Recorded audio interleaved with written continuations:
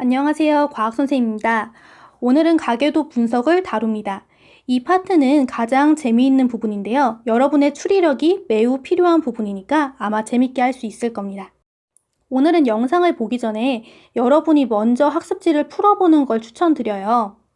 마치 추리게임처럼 하나하나의 단서를 찾아 나가다 보면 아마 모든 가계의 구성원들의 유전자 구성을 찾아낼 수 있을 겁니다. 학습지와 교과서를 다 풀었다면 이제 영상을 재생해주세요. 이번 영상은 학습지와 교과서 가계도 분석 풀이 영상입니다. 자, 그럼 시작합니다. 학습지에 나와 있는 1번, 2번, 3번 가계도를 모두 분석해 볼 겁니다. 여기에 있는 모든 구성원들의 유전자 구성을 찾아볼 겁니다. 자, 그러면 가장 간단한 가계도인 1번 쌍꺼풀 유전자 가계도부터 분석해 보겠습니다. 자, 먼저 가계도 도형 부분을 보시겠습니다.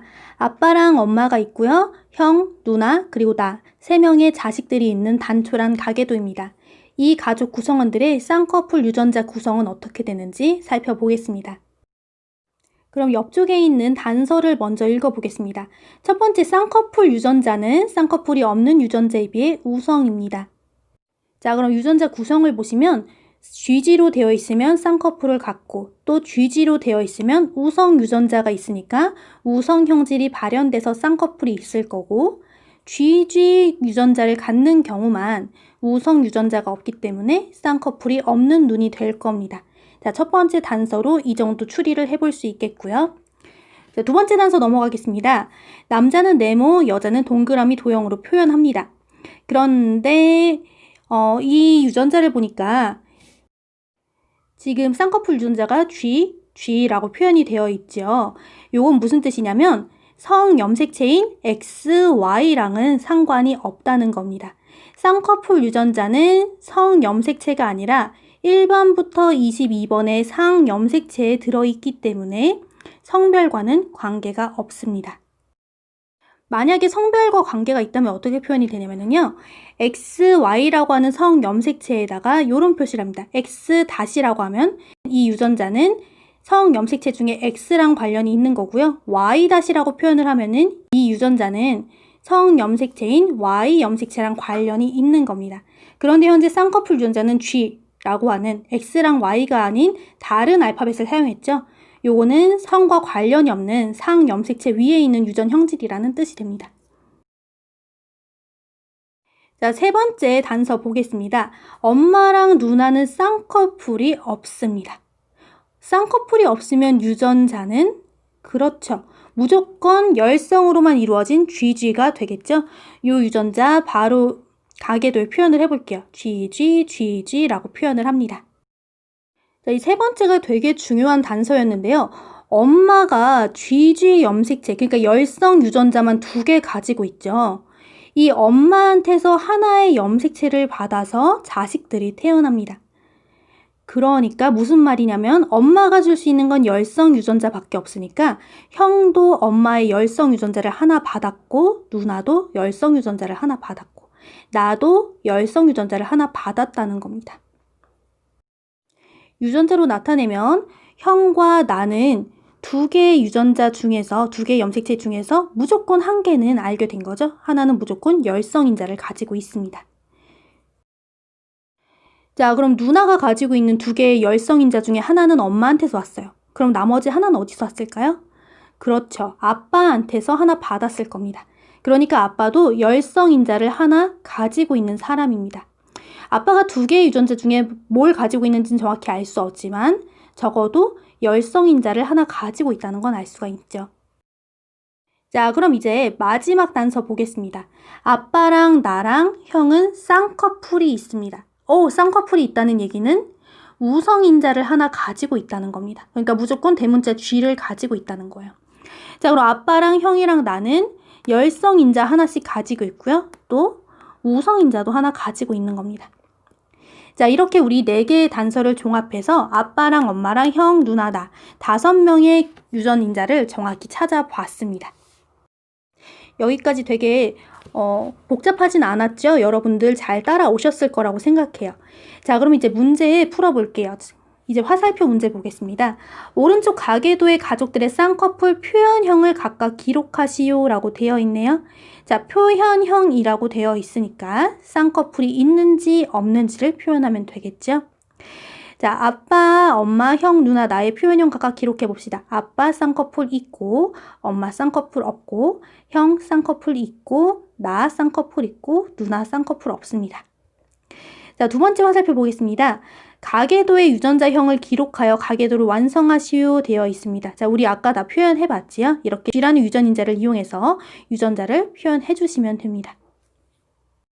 자, 세 번째 보겠습니다. 쌍꺼풀 유전의 보인자는 누구인가 되어 있어요.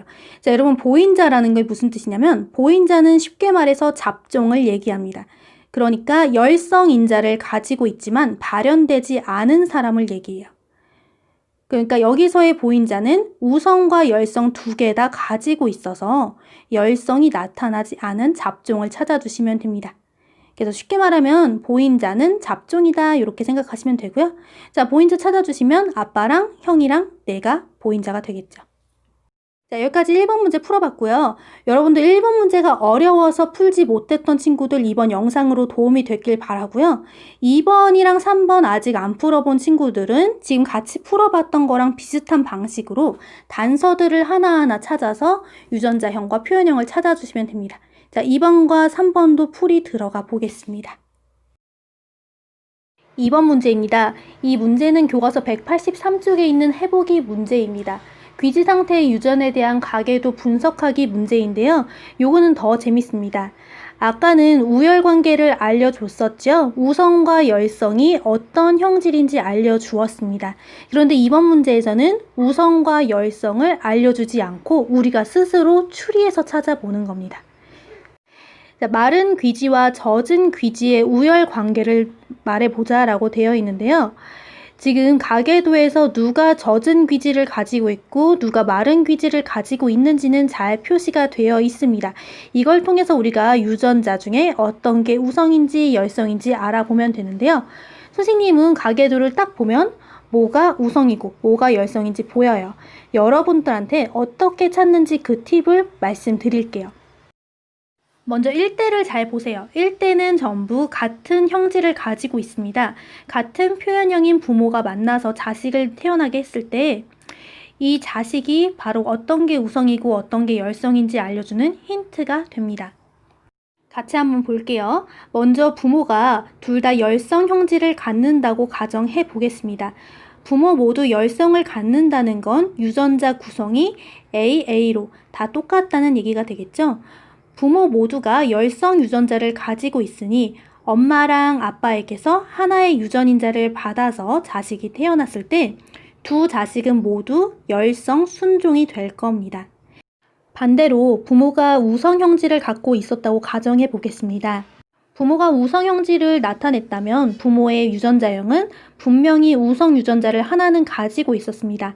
즉 우성 유전자로만 이루어진 AA거나 우성과 열성이 혼합된 AA 잡종 유전자를 가지고 있었을 겁니다. 어쨌거나 우성인자는 하나 가지고 있고 두 번째 유전인자가 우성인지 열성인지 알 수 없으니 슬러시로 표시해 볼게요. 그래서 엄마랑 아빠는 둘 다 A 슬러시라고 유전인자를 표시해 보겠습니다. 그럼 아이는 엄마와 아빠의 유전인자 중 하나씩 받아서 태어났을 텐데요. 만약 엄마와 아빠 중 한쪽이 우성 순종 유전자를 가지고 있었다면 아이는 반드시 우성 유전자를 갖게 되므로 항상 우성인 자식만 태어나게 됩니다. 반면 엄마와 아빠가 둘 다 우성 잡종인 경우 엄마랑 아빠는 우성인자와 열성인자를 모두 가지고 있습니다. 만약 엄마랑 아빠가 가지고 있던 열성인자를 하나씩 아이에게 물려주었다면 열성인 아이가 태어날 수도 있는 거죠. 정리해보자면 부모의 형질이 모두 똑같은 표현형으로 나타났을 때 부모랑 자식의 표현형이 달라질 경우는, 다시 말해서 엄마와 아이의 형질이 다른 경우는 엄마와 아빠가 우성 잡종인 경우일 수밖에 없습니다. 즉 이 경우 부모의 가계도를 봤을 때 1대 부모는 모두 같은 형질을 가지고 있었고 2대에서 부모와 다른 표현형이 나타났다는 것은 1대 부모의 유전자는 모두 잡종이었다는 걸 말합니다. 여기서 우성 유전자는 A로 나타낸다고 했으니까 유전자를 나타내보면 AA로 나타낼 수 있겠죠. 그렇다면 1대 부모가 가진 형질이 우성 형질이 되므로 젖은 귀지 형질이 우성인자가 됩니다. 자, 첫 번째 문제, 마른 귀지와 젖은 귀지의 우열 관계는 쉽게 풀어봤습니다. 젖은 귀지가 우성이고 마른 귀지가 열성인자였습니다. 자, 그럼 이제 두 번째 문제, 가족 구성원 기역부터 미음의 유전자형을 각각 추리해 봅시다. 가계도를 분석하기 위해서 가계도만 크게 확대해서 가지고 왔습니다. 방금 1대 부모의 유전자형은 잡종이라는 걸 알 수 있었죠? 잡종 유전자를 적어 봅시다. 이 부모에게서 태어난 딸은 마른 귀지를 가지고 있습니다. 이 딸의 유전자는 열성 순종이 됩니다. 이 딸은 젖은 귀지 남자와 결혼했습니다. 이 남자는 우성인자를 가지고 있으므로 A 하나를 적어주시고요. 이 사람이 순종인지 잡종인지 알 수 없으니까 A 슬러시로 표현해 볼게요. 자, 이 딸과 남편에게서 2명의 아들과 1명의 딸이 태어났습니다. 2명의 아들은 마른 귀지 남자고요. 1명의 딸은 젖은 귀지 여자입니다. 자, 마른 귀지는 열성이므로 마른 귀지를 갖고 있는 두 아들은 열성 순종인자를 가지고 있을 겁니다. 아들이 가지고 있는 열성인자 중에 하나는 엄마에게서, 하나는 아빠에게서 받았을 겁니다. 즉, 남편은 우성인자와 열성인자를 둘 다 가지고 있는 우성 잡종입니다. 자, 이제 딸의 유전자형을 분석해 보겠습니다. 딸은 우성 형질을 가지고 태어났습니다. 따라서 우성인자를 하나 가지고 있었을 겁니다. 이 딸이 가지고 있는 우성인자는 아빠에게서 받았겠죠. 그럼 하나의 유전인자는 엄마에게서 받았을 텐데 엄마는 열성인자만 가지고 있으므로 반드시 열성인자만 유전되었을 겁니다. 따라서 딸이 가지고 있는 유전자는 우성인자 하나, 열성인자 하나, 즉 우성 잡종이 됩니다. 자, 여기까지 2번 문제 풀어봤고요. 이제 3번으로 넘어가겠습니다. 이번엔 조금 더 가계도가 복잡하죠. 엄마랑 아빠에게서 형과 누나 현수가 태어났고 형과 누나는 각각 결혼을 해서 또 자식을 낳은 가계도입니다. 이 문제는 학습지 뒷페이지에 단서에 다 적혀 있어요. 그 단서를 보고 푸셔야 됩니다. 요건데요. 여기서 중요한 부분만 확대해서 같이 볼게요. 단서에 있는 내용을 요 가계도에다 표현형으로 간단하게 적어 볼 거예요. 미맹인 경우엔 미맹, 미맹이 아닌 경우에는 정상이라고 적겠습니다. 그래서 미맹에만 노란색으로 색칠을 해줄게요. 첫 번째 단서 보니까 현수의 부모님, 형, 현수는 정상이고요. 누나는 미맹입니다. 두 번째 단서에서 형의 부인은 정상입니다. 형의 두 딸 중 1명은 정상, 1명은 미맹입니다. 세 번째 단서에서 누나의 남편은 정상이고 아들과 딸 모두 정상입니다. 가계도 분석이 잘 보이도록 가계도만 확대해서 두었습니다. 여기서 아까 했던 것처럼 노란색으로 색칠한 부분이 미맹이고요. 색칠이 안 된 부분이 정상입니다. 자, 그럼 표현형을 다 표현했으니 이제 유전자형으로 적어볼 텐데요. 유전자형 중에서 미맹과 정상 중 누가 우성이고 누가 열성인지를 알아야지 유전자형으로의 표현이 가능합니다. 가계도를 살펴보니까 좋은 샘플이 하나 있네요. 엄마랑 아빠에게서 누나가 태어났습니다. 엄마랑 아빠가 둘 다 정상인데 정상인 부모에게서 미맹인 딸이 태어났다는 것은 엄마, 아빠는 둘 다 잡종이란 뜻입니다. 그러니까 엄마랑 아빠 둘 다 미맹 유전자와 정상 유전자를 둘 다 가지고 있는 거죠. 그런데 엄마랑 아빠는 미맹과 정상 유전자를 둘 다 가지고 있는 잡종이지만 정상으로 표현되었으므로 정상 유전자가 우성이고 미맹 유전자는 열성입니다. 따라서 누나의 유전자는 미맹 순종입니다. AA라고 나타낼 수 있겠죠. 자, 그럼 열성 형질을 갖고 있는, 즉 미맹의 성질을 갖고 있는 사람은 모두 열성 순종이므로 형의 딸도 AA라고 쓸 수 있겠네요. 그럼 이제 나머지 우성 형질로 나타난 정상 가족들의 유전자형도 나타내 봅시다. 정상으로 나타난 사람들은 무조건 정상 유전자를 한 가지 가지고 있겠죠? 일단 2개의 유전자 중에 1개는 확실하니까 A 슬러시로 표시해 보겠습니다. 자, 그리고 나서 형, 누나, 현수 가족들을 순서대로 한번 분석해 보겠습니다. 먼저 형의 가계도를 볼게요. 형의 미맹인 딸은 엄마와 아빠에게서 유전자를 하나씩 받았을 겁니다. 즉, 딸이 가지고 있는 2개의 미맹 유전자는 모두 엄마와 아빠에게서 받은 겁니다. 따라서 형과 형의 배우자는 모두 미맹 유전자를 가지고 있는 잡종이라고 얘기할 수 있습니다. 그러나 형의 정상인 딸은 어떤 유전인자를 가지고 있는지 정확히 알 수 없습니다. 엄마 아빠가 모두 정상 유전자와 미맹 유전자를 하나씩 가지고 있기 때문에 정상 유전자만 물려받았을 수도 있고 엄마한테서 정상을, 아빠한테서 미맹 유전자를 나눠 받았을 수도 있습니다. 자, 이번엔 2번째 누나네 가족을 보겠습니다. 누나의 자식들은 누나와 배우자로부터 유전자를 하나씩 받았을 겁니다. 아들과 딸의 우성인자는 배우자로부터 받았을 거고요. 누나의 열성인자가 하나씩 아들과 딸에게 전달되었을 겁니다. 따라서 아들과 딸은 둘 다 AA 잡종이 됩니다. 그러나 누나의 배우자는 AA 순종이든 AA 잡종이든 아들과 딸에게 우성인자를 물려줄 수 있기 때문에 순종이든 잡종이든 알 수가 없습니다.